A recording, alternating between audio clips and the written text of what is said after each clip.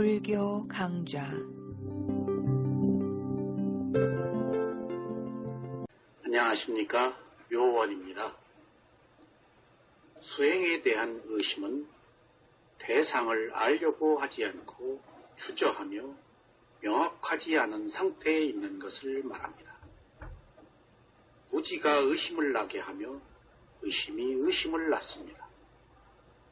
의심은 장애의 하나로서 알아차려야 할 법입니다. 의심을 하게 되면 바르게 알아차릴 수가 없어서 집중이 되지 않아 수행의 발전을 기대할 수가 없습니다. 의심은 진리에 대한 믿음이 부족해서 생기므로 가르침대로 수행을 해서 확신을 갖도록 해야 합니다. 의심은 오젓한 곳에서 강도를 만난 것과 같습니다. 그래서 자신의 모든 것을 빼앗기게 되는 것입니다. 의심은 흙탕물을 휘저 어두운 곳에 둔 것과 같습니다. 흙탕물에는 자신의 모습을 비춰볼 수가 없습니다.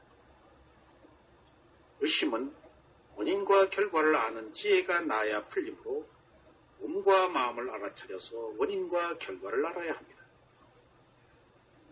의심에서 해방되기 위해서는 12연기를 공부하여 의심에서 해방되는 청정을 얻어야 합니다. 그럴 때만이 비로소 바른 수행을 시작할 수가 있습니다. 수행자 여러분, 오늘 또 지난 시간에 이어서 법의 생성을 원인으로 태어남에 관해서 말씀드리겠습니다. 생명이 사는 세계는 31개이며 그 31개의 세계 중에서 지난 시간에는 지옥의 태어남과 그리고 축생의 태어남에 대해서 말씀을 드렸습니다. 오늘은 세 번째 태어남으로 아귀의 태어남에 관한 것입니다. 아귀는 4가지 악처 중에 하나입니다. 그래서 고통만 겪습니다. 아귀는 인색하고 집착이 심한 과보로 태어나며 화생으로 태어납니다. 아귀의 수명은 정해지지 않고 자기가 지은 과보만큼 아귀로 삽니다. 아귀를 빨리 여르는 뺐다라고 하는데 행복과 멀리 떨어진 생명이라는 뜻입니다. 아귀를 중국에서는 귀신이라고 하지만 아귀가 귀신이나 영혼은 아닙니다. 31개의 생명이 사는 존재의 세계에 귀신이라고 쓰여있는 곳은 없습니다. 아귀는 매우 큰 기형적인 육체를 가지고 있으며 보통 사람의 눈에는 보이지가 않습니다. 31개의 생명이 사는 세계에 모두 자기의 세계가 있지만 아귀는 자신들의 세계를 갖고 있지 않습니다. 그래서 그들은 숲이나 산, 강, 계곡, 무덤 등등 더러운 장소에 삽니다. 아귀는 오랜 세월 먹지도 못하고 마실 것도 얻지 못합니다. 일부의 아귀는 사람들의 밥짓거기, 음식, 가래, 땀, 침, 똥 등을 먹고 삽니다. 그래서 먹고 마실 것을 얻지 못할 뿐만 아니라 이로 인해 지옥의 존재들처럼 매우 고통을 겪습니다. 아귀들은 다양한 모습으로 사는데 4가지 부류의 아귀가 있습니다. 첫째, 먹는 대로 토해내는 안타시카스 아귀가 있습니다. 둘째, 항상 배고프고 목이 마른 쿠피 파시노 아귀가 있습니다. 셋째, 갈증에 의해서 소멸되는 니자마 타니카 아귀가 있습니다. 넷째, 다른 사람들의 보시에 의해서 먹고 사는 파라다투 파지비노 아귀가 있습니다. 이상 4가지 부류의 아귀가 있는데 이 중에 유일하게 파라다투 파지비노라는 아귀만 인간의 공덕을 받아 행복한 곳으로 갈 수가 있습니다. 그래서 살아있는 가족이나 친척들이 죽은 자를 위해 공덕을 지을 때 만약 죽은 자가 파라다투 파지비노 아귀였다면 그 공덕의 과보를 받을 수 있는 것입니다. 그러나 여기에도 조건이 붙습니다. 그 해당되는 아귀가 이 공덕을 받아들이지 않으면 아무 소용이 없습니다.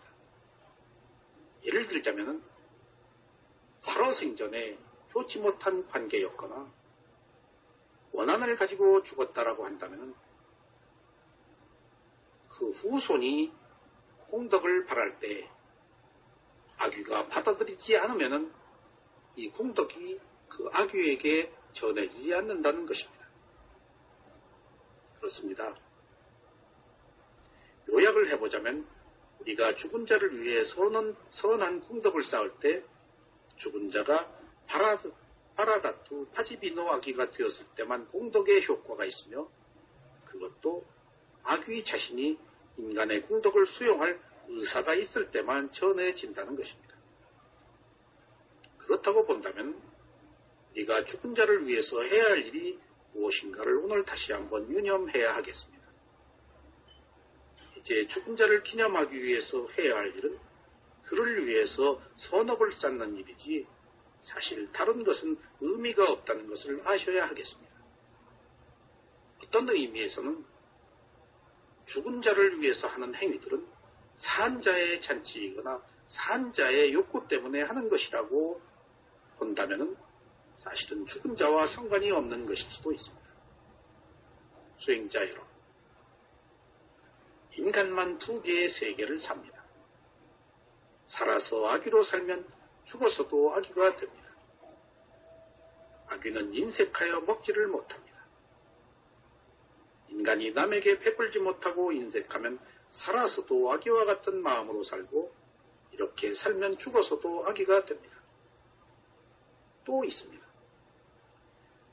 남에게는 베풀어도 자기 자신에게 베풀지 못하고 인색하고 먹지도 않는다면 살아서도 먹지 못하고 죽어서도 먹지 못하는 아귀가 됩니다. 이것은 매우 당연한 원인과 결과에 의한 생성만 있는 것입니다. 수행자 여러분, 이제 베푸십시오. 인색하지 마십시오. 인색하면 지금도 아귀이고 죽어서도 아귀로 태어납니다. 여러분들이 가지고 있는 것은 여러분의 것이 아닙니다. 다만 잠시 빌려 쓰고 있는 것입니다. 여러분이 가지고 있는 것을 여러분의 소유라고 집착하지 마십시오. 그리고 베푸십시오. 베푸는 선한 마음이 있을 때 여러분은 현재에도 선하며 미래에도 선할 것이고 죽어서도 선한 세계에 태어날 것입니다. 무엇을 인색해야 한단 말입니까? 수행자 여러분, 네 번째 태어남은 아수라로 태어나는 것입니다. 아수라는 네 가지 악처 중에 하나입니다. 이상의 지옥, 축생, 아귀, 아수라계를 사악처라고 말합니다. 그래서 이들 사악처의 생명은 행복이 없고 오직 고통만 있습니다. 아수라는 성냄의 과부로 태어나며 화생으로 태어납니다. 아수라의 수명은 정해지지 않고 자신의 과부만큼 살다가 다시 다른 생명으로 태어납니다. 아수라는 아귀의 한 종류로 불리기도 합니다. 그래서 아수라를 아귀로 부를 때는 사악처라고 하지 않고 사막처라고 합니다. 주석서에서는 이 아귀 아수라를 깔라깐지까 아수라라고 합니다. 불길하고 검은 아수라라는 뜻입니다. 아수라들도 일정한 영역에서 사는 것이 아닙니다. 이들 아수라들은 바닷속이나 강변 등에서 사는데 항상 굶주린 상태로 살며 항상 목마른 상태로 삽니다. 부처님께서는 이상의 지옥, 축생, 아귀, 아수라의 태어남은 모든 생명의 태어남이라고 말씀하셨습니다. 인간이나 천인으로 태어나는 것은 지극히 적은 숫자에 불과합니다. 수행자 여러분, 부처님의 이 말씀을 주목해야 합니다. 살아있는 모든 생명의 태어남은 거의는 지옥, 축생, 아귀, 아수라의 생명이라는 사실입니다. 부처님께서도 이 사학도에 태어나셨습니다. 모든 아라한도 이 사학도를 경험했습니다. 그러나 우리는 이와 같은 사실을 몰랐습니다. 이제 우리가 무엇을 해야 되겠습니까? 지금 이 순간을 알아차려서 선한 행위를 통해서 적어도 수다원이 된다면 지옥, 축생, 악귀, 아수라의 사학도에 떨어지지 않게 됩니다. 그렇다고 한다면 오늘 우리가 무엇을 해야 하겠습니까? 바로 현재 자신의 몸과 마음을 알아차리는 수행을 해야 합니다. 그래야 지옥, 축생, 악귀, 아수라에 떨어지는 것을 방지할 수가 있습니다. 여러분 노력하십시오. 노력하지 않으면 오지 않습니다. 노력할 때만이 여러분이 원하는 세계를 얻을 수가 있습니다. 수행자 여러분, 다섯 번째 태어남이란 인간으로 태어나는 것입니다. 인간은 사학처와 천상의 중간에 있습니다. 그래서 사학처의 고통과 천상의 행복을 모두 가지고 있습니다. 어떻게 하면 인간으로 태어날까요? 인간은 다섯 가지 계율을 지킨 과보의 원인으로 태어납니다. 그리고 태생으로 태어나며 인간의 수명도 정해지지 않고 자기가 지은 과보만큼 삽니다. 물론 생명들은 일정한 수명이 있습니다만 사람들은 자기 수명만큼 살지 못하고 일찍 죽거나 수명대로 살다가 죽습니다. 이런 경우에 일찍 죽거나 수명대로 사는 것들이 모두 자신의 과보로 결정된다는 사실입니다. 인간으로 살다가 죽어서 인간으로 태어난다는 보장은 결코 없습니다. 다만 죽을 때 어떤 마음을 먹느냐에 따라서 그 마음에 의한 재생연결식이 일어나서 다음 생이 결정됩니다. 부처가 되기를 서원을 세운 보살은 인간계를 더 좋아합니다. 바람일공덕을 쌓아서 깨달음을 얻을 수 있는 생명은 인간계가 유일하기 때문입니다. 사학도에서는 지은 업대로 살다가 죽고 천상에서도 수명대로 살다가 죽기 때문에 바람일공덕을 쌓을 수가 없습니다. 그래서 인간으로 태어났다는 것은 선업의 바람일공덕을 쌓을 수 있는 유일한 기회라고 하셔야 되겠습니다. 이것이 인간으로 태어난 사명을 완수하는 길이며 이것만이 가장 값진 삶입니다. 뿐더러 인간은 자신의 삶을 반전시킬 수 있는 유일한 생명이기 때문에 부처는 인간으로 태어나서 깨달음을 얻습니다. 그리고 벽지불과 아라한들도 인간으로 태어나서 깨달음을 얻습니다. 주석서에서는 인간이란 존재는 강력한 마음이 있다고 설명하고 있습니다. 그래서 인간은 가장 나쁜 오욕죄에 해당하는 부모를 죽이는 죄까지 저지를 수가 있습니다. 아울러서 바람일공덕을 닦고 선행을 해서 부처나 아라한이나 수다원, 사다함, 아나함이 될 수도 있습니다. 그래서 인간계는 지옥의 마음을 가진 사람에서부터 아라한의 마음을 가진 사람까지 31개의 세계의 마음을 모두 가지고 있는 부류들입니다. 그래서 인간의 세계는 고통이 끊일 날이 없습니다. 하지만 이 고통을 우리는 반전의 기회로 삼아야 하겠습니다. 수행자 여러분, 고통 없이 발전할 수는 없습니다. 고통만이 우리의 눈을 뜨게 합니다.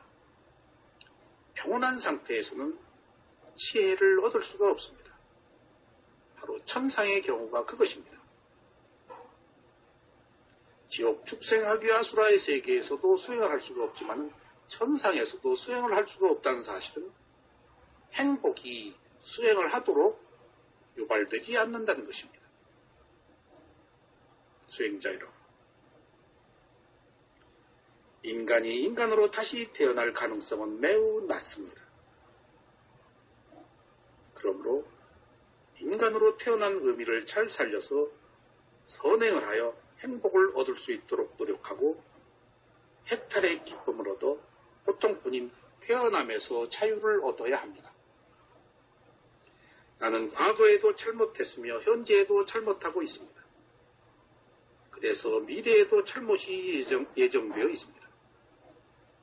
그러나 지금 잘못한 것을 알아차리면 미래에는 잘못이 줄어들 것입니다.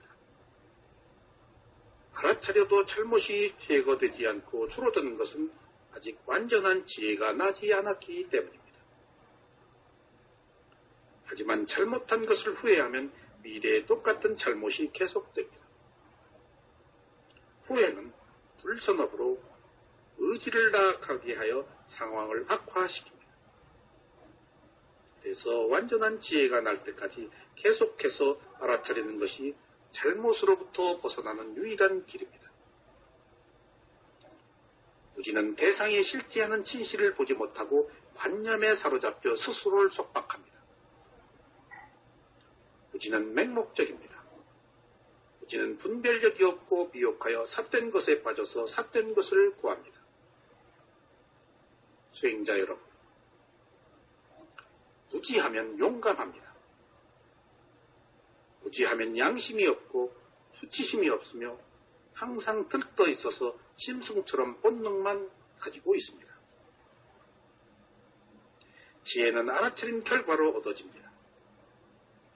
지혜가 온전한 상태로 되기 위해서는 즉시 다시 알아차려야 합니다. 수행자 여러분, 오늘 또 인간으로 태어난 사명이 무엇인지 다시 한번 통찰해서 모두 이 수행의 길에 동참해 주시기 바랍니다. 이것이 여러분의 현재를 행복하게 하고 그리고 여러분의 미래를 행복하게 해 줄 것입니다. 감사합니다.